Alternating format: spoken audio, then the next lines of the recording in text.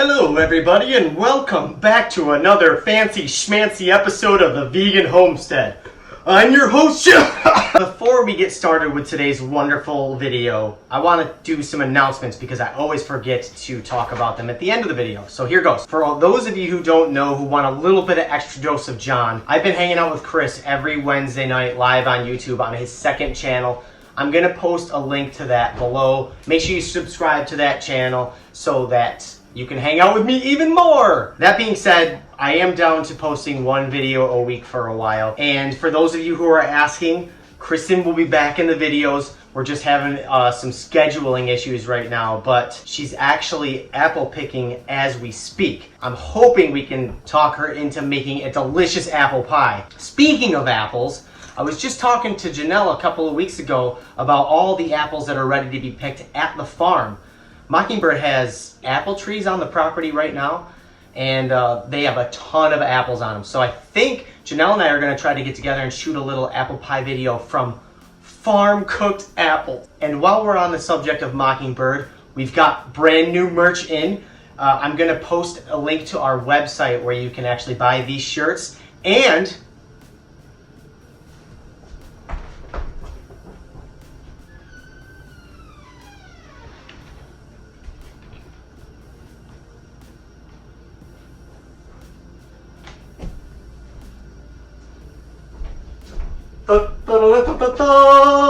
you can't see it from back there, but we got our zip-up hoodies in.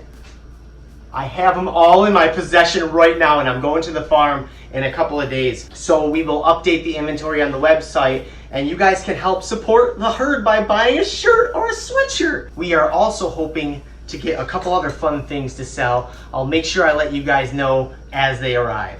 You might be asking yourself, hey John, why are you trying to sell all this merch from Mockingbird? Well, every dollar that we make from the merch sales goes right back to the farm. So with winter coming up, we got to start paying for a lot more feed. We got to get ready to help protect everybody from those harsh New York State winter winds. I'm going to post the Patreon link below if you guys want to become like a monthly supporter. You get a lot of behind the scenes stuff, which, by the way, patrons, I'm going to be shooting a lot of fun video because I'm going to be there from Sunday to Tuesday this next coming week. So be on the lookout for some pig belly scratches just for you. So what are we going to do in this video? I mentioned in the last video I was going to try out a pasta recipe. So here we are. If you didn't know, I went to culinary school in New York City called the Natural Gourmet Cookery School. And it was a mostly vegan course. However, they did work with eggs and they had a week of protein. The cool thing is they didn't make me show up to school those days. I blocked those out. I didn't even have to go in, but it was still a bummer that it wasn't a fully vegan culinary institute. So anyway, I was flipping through and I found a couple of pasta recipes that had eggs in it. And I figured, well, let's see what happens if we replace the egg with an egg replacer like flax seeds. I keep a jar of flax seeds in my freezer because I like to grind them up, put them in my smoothies, protein shakes, all that stuff. But they also work really well as an egg replacer. For this recipe, I'm going to grind up 3 tablespoons of flax seeds mixed with a half a cup of water. Give or take, you might need a little bit of extra water. When you're making homemade pasta, it's always good to have your flour that you're using on hand and a little bit of water because it's all based on feel as you're kneading the dough. And we're gonna find that out right now. Let's talk about the pasta we're gonna make. I went with what I had in my pantry. So I've got some unbleached white flour, all organic. You know, who knows these days, am I right? And I'm also gonna go with a half a cup of chickpea flour just to see what it does to the texture. I mean, why not? Okay, so this recipe in particular is a spinach-based pasta. So I've got some water boiling behind me. I got a big bowl of spinach. It's already been washed and stemmed. I got a dog barking at the mail person. Now what I'm gonna wanna do is cook this spinach for about, I'm thinking 90 seconds in boiling water, and then strain it and set it aside, let it cool, because I'm gonna work that into my pasta along with the flax egg. Turn it up. And And I've got a half a cup of garbanzo bean flour in there. I'll put a full cup and a half of the white flour and mix it all together really well before I dump it on the cutting board. All right, the spinach is nice and tender, so I'm gonna pull this out of the water with a slotted spoon. Now, the old-fashioned way, we're just gonna pour this out.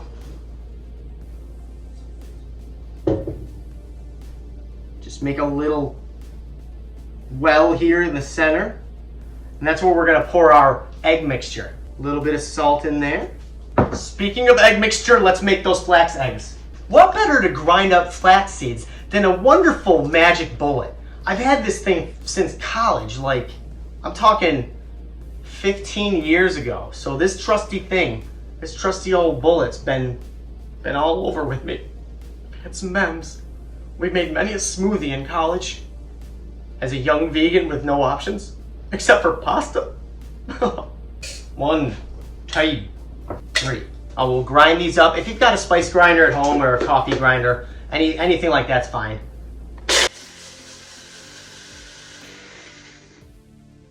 Okay, the flax seeds are ground up to a nice powder.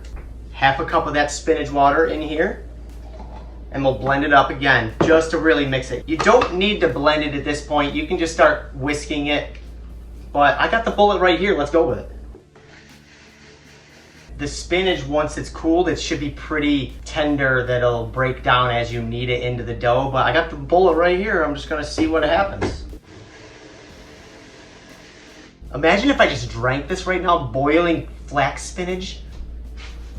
Now you're gonna wanna make sure you have clean hands because we're gonna add our weird green flaxy spinach egg replacer to the center of this flour well. Remember, we have about 2 cups of flour in here. Keep extra flour on hand because I have a feeling we're gonna use anywhere between 3, maybe even 5 when all is said and done. But it can get to be a really sticky situation. So get yourself a big cutting board or even plan a whole countertop. Make sure it's nice and clean.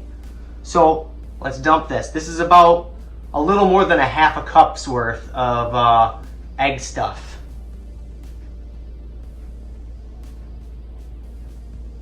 I'm gonna just drizzle a little bit of the extra virgin olive oil on top. And start working it all in. I got my little flour cutter here. I'm just gonna keep flipping it.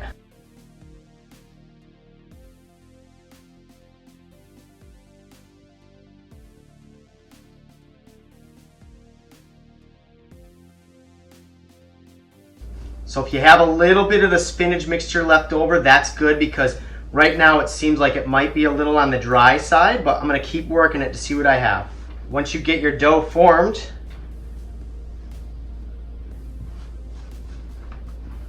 you're just gonna keep kneading it. You're gonna knead this for about 10 minutes.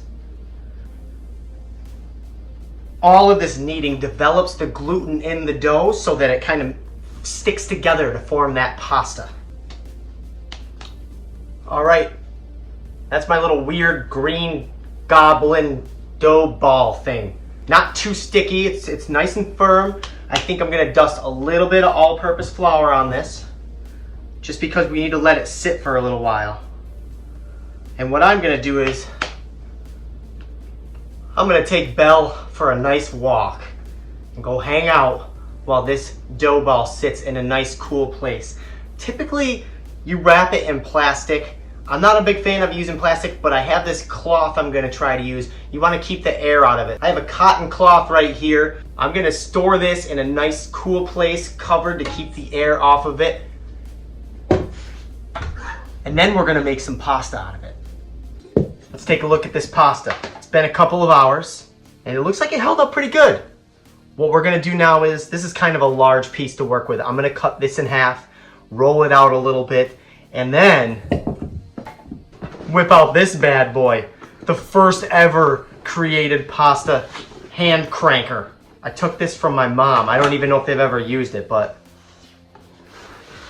we're gonna find out how this contraption works. The last time I made pasta was a homemade ravioli recipe that I made for a benefit dinner for 80 people, and I started making the pasta at 5 in the morning, and I finished it at 8:30 at night, right when it was time to serve.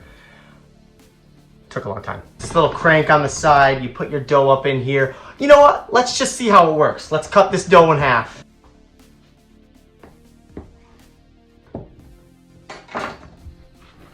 I'm gonna roll this little disc out into a thin sheet to get started.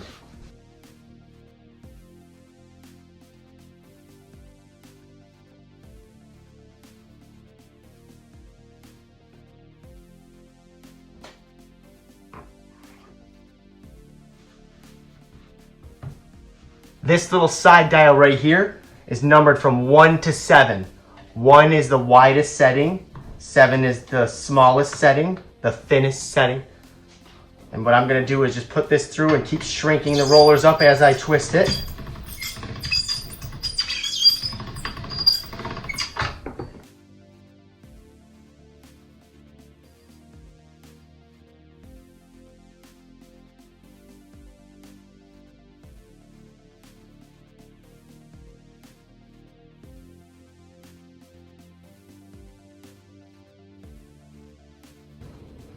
Ooh, that looks like, let's keep it at number 5 and see what that does. Okay, so we'll cut this in half. Let's do a thick noodle here. See what happens.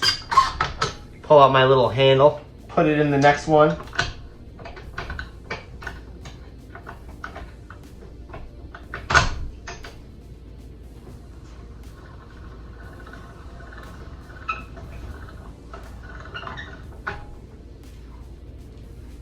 Look at that. Got some green spinach noodles here.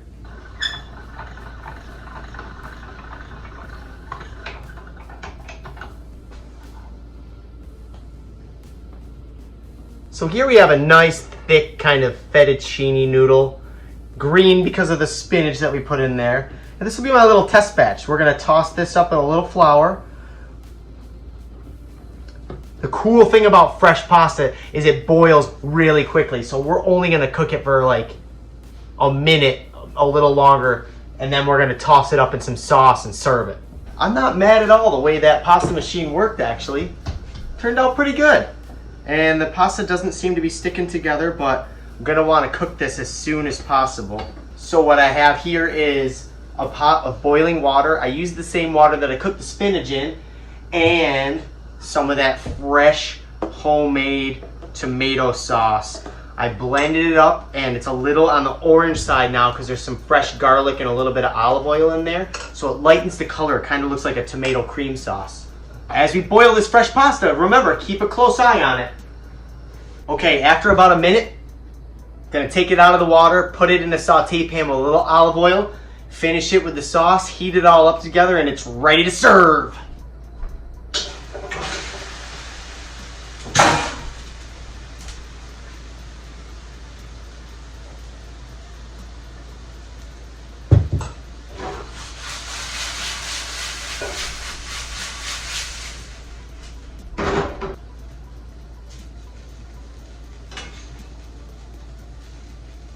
Well, you know my favorite part's always the taste test, so here we go. Fresh, vegan, homemade spinach pasta with a nice tomato sauce made with tomatoes straight out of the garden. Here we go.